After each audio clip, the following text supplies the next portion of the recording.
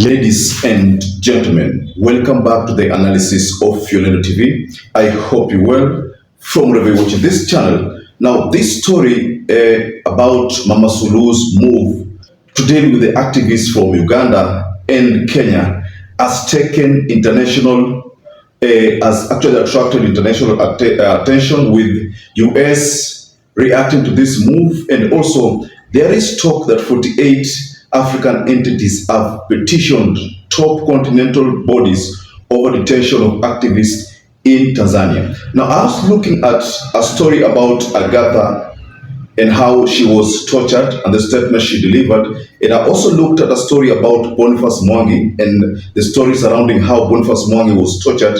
And I could tell that these people indeed went through hell. Now, first and foremost, I'd like to take you through 48 African entities who have petitioned some very top continental bodies to deal with this issue of Mama Suluhu's reaction to activists who had gone to Tanzania in solidarity with Tundu Lissu, and that issue has taken international recognition, just like I told you. US have given a statement. I'm going to share a statement from the US and a statement from Agatha and what she went through in this analysis.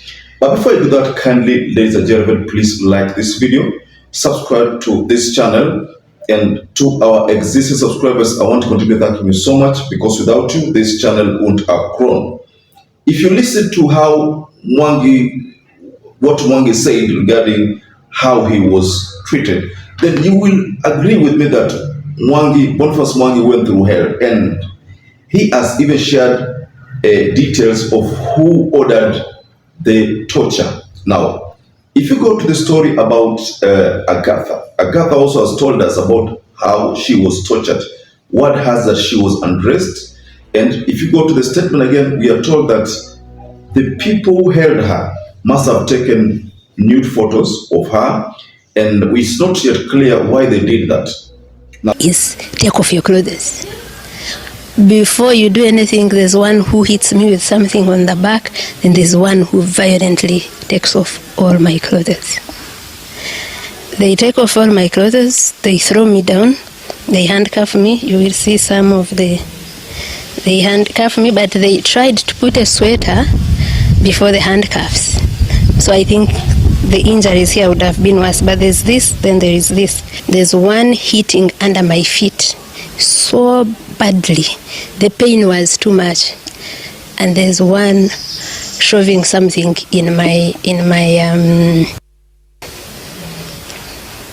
so that is rape by all standards. So the feet, I am screaming so hard, and I am screaming, and they bring something to cover my mouth. They increase the volume of the car. At first I didn't know what that was for, but of course I am scared until I started hearing BONFACE scream.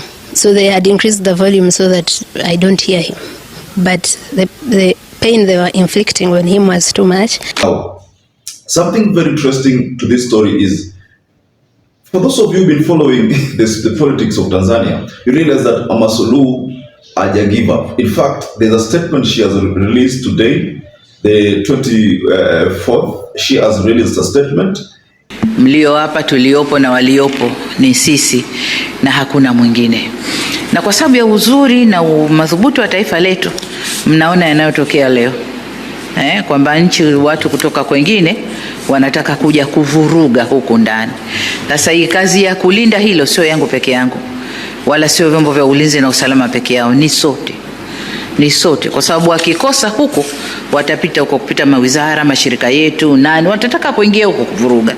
Naomba mkalinde taifa lenu. Hii ndio rasilimali yetu tulioachiwa, hatuna nyingine, nendeni kailindeni. She has directed the security organs to deal decisively with these people who keep on bringing activism to the country, to TZ, So what this means, ladies and gentlemen, is that Mama Suluhu is not showing indications kwamba yeye atabackoff soon. Well, after listening to some stories of TZ people, niliona kama TZ ni kama walianza wana regret. Some of them were saying that hizi vitu wa Kenya wamefanya zilikuwa ni wao ndio wafanye. And then there's another story I stumbled upon that the Ugandan authority had written to Mama Suluhu, but that's something that was done before Agatha was released. They had written to Mama Suluhu seeking to know the whereabouts of Agatha, that is the Ugandan citizen, and seeking to know the condition. And they even wanted someone to go to Tanzania and assess the situation. But you see, Tanzania was smart enough to release Agatha before that would happen. So what I've come across today, two things. One, Mama Suluhu has given another instruction kwa vyombo vya habari vikaze nati, yani wale maactivists wazidi kugandamizwa. And the second thing I've noticed today is that the US have reacted to these conditions of the activists, what they went through, because it's been labeled as inhumane treatment. That is what they were given in Tanzania. Right now, ladies and gentlemen, we can agree that people are talking about Tanzania. That is the truth, ladies and gentlemen. And people are not supporting Tanzania's move.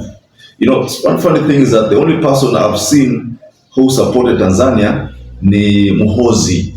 You know, that is the Muhozi. Muhozi from TZ, you know, is the one who mans the army. You know, in charge of the army. You know, the security forces. So he's the one who has supported the move by Mama Samia Suluhu, saying that Mama Samia Suluhu is the kind of African leader who he admires, you know. Of course, you know, so unajua kwamba hiyo ni story ambayo anaongea opposite. You know, Muhozi always talks about things, but in an opposite manner. So if you can make that kind of statement, then hiyo inamaanisha kwamba ni kama anakejeli East African, anakejeli wa Kenya, wale BONFACE MWANGI, kina Martha Karua, anawakejeli kina William Tunga, kina David Maraga, anawakejeli. But that's what Muhozi is trying to do. He's trying to give a statement ambayo iko opposite. So how you interpret the statement, that is up to you, ladies and gentlemen. But Muhozi amesema Tanzania walifanya vitu nzuri sana. But Tanzanians are saying that is not a good thing. You know? So that's what we are having, ladies and gentlemen. So I want to just go below in the comment section and you can tell us what you think about this development, about the US involvement and the 48 African entities petitioning top continental bodies over detention of activists. Hii issue itaenda kwa the whole of African continent and most likely activists wote wataungana, and at the end of the day Mama Suluhu will be the topic. So let's just wait what's going to happen, because despite the fact that US wamepeana statement, Mama Suluhu alienda tena kapeana statement nyingine tough, deal with these people na usiwache. So just go below in the comment section and you can offer a reaction regarding this story. Perhaps if you're watching this video and you've not subscribed, take 1 second and subscribe, like this video. Until you catch up again, stay safe and stay blessed.